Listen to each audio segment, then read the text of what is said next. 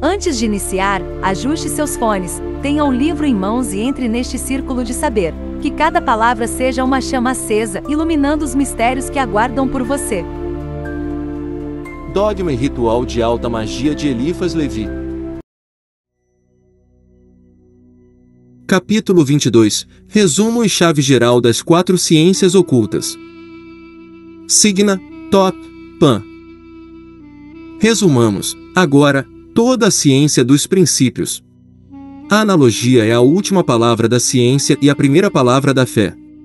A harmonia está no equilíbrio, e o equilíbrio subsiste pela analogia dos contrários.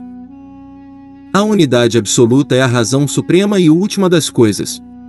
Ora, esta razão não pode ser uma pessoa nem 3 pessoas, é uma razão, e é a razão por excelência.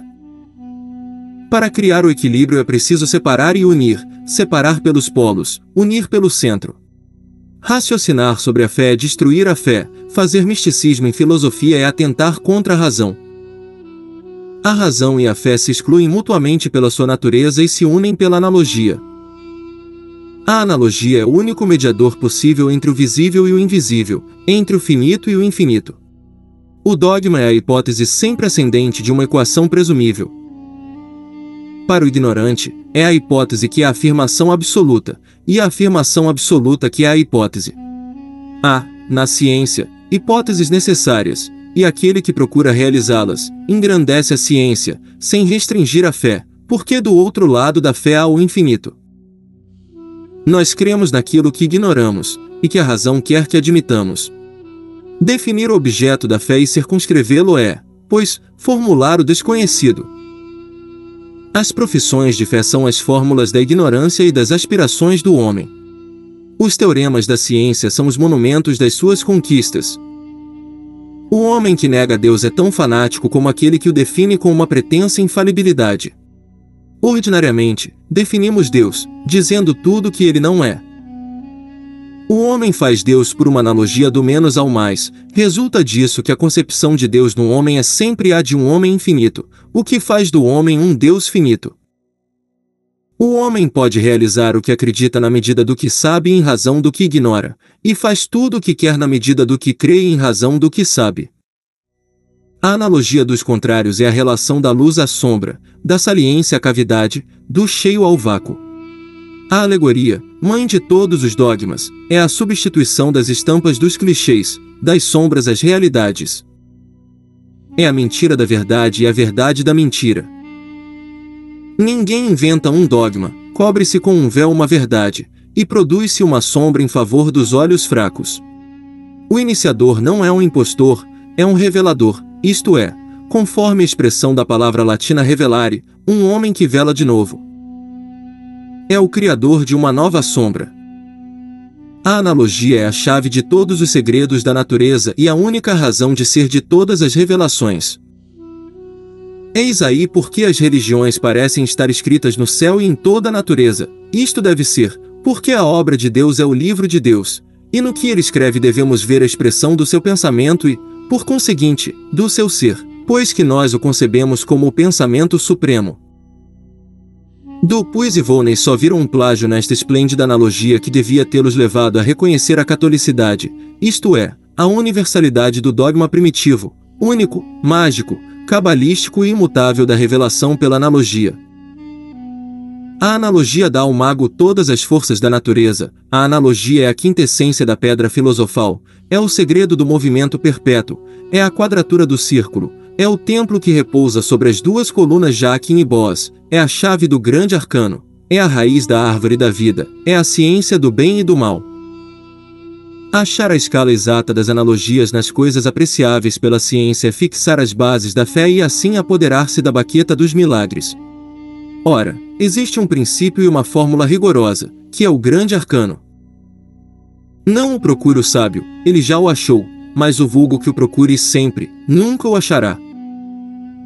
A transmutação metálica se opera espiritual e materialmente pela chave positiva das analogias.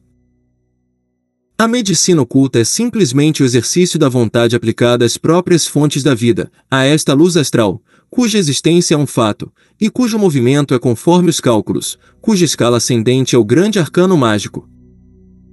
Este arcano universal, último e eterno segredo da alta iniciação, é representado no tarô por uma jovem nua que só toca na terra com um pé, tem uma baqueta imantada em cada mão e parece correr numa coroa suportada por um anjo, uma águia, um boi e um leão. Esta figura é análoga, quanto ao fundo das coisas, ao querubim de Jequesquiel, que vulgarmente chamamos Ezequiel. A inteligência desta figura é a chave de todas as ciências ocultas.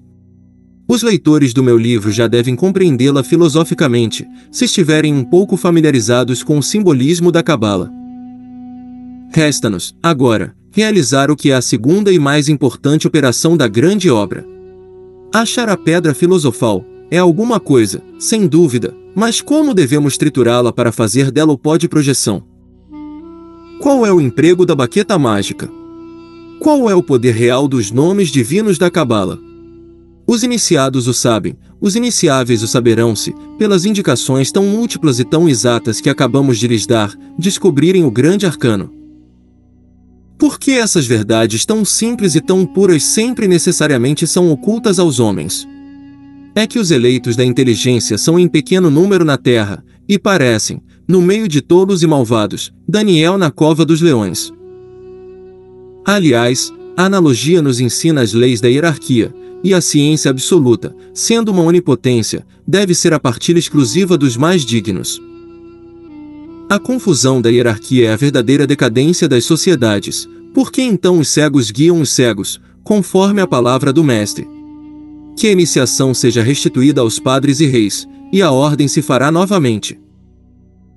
Por isso, fazendo apelo aos mais dignos, expondo-me a todos os perigos e a todas as maldições que rodeiam os reveladores, creio fazer uma coisa útil e grande, dirijo sobre o caos social o sopro de Deus vivo na humanidade, e evoco padres e reis para o mundo futuro. Uma coisa não é justa porque Deus a quer, disse o anjo da escola, mas Deus a quer porque ela é justa. É como se tivesse dito, o absoluto é a razão.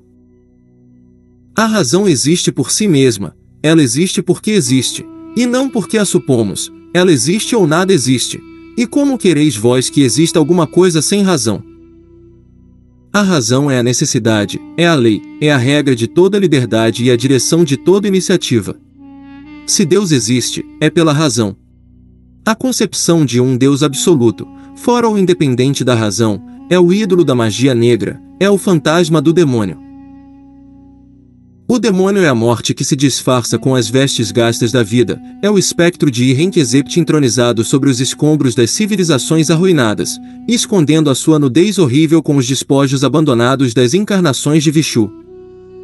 Fim do primeiro volume.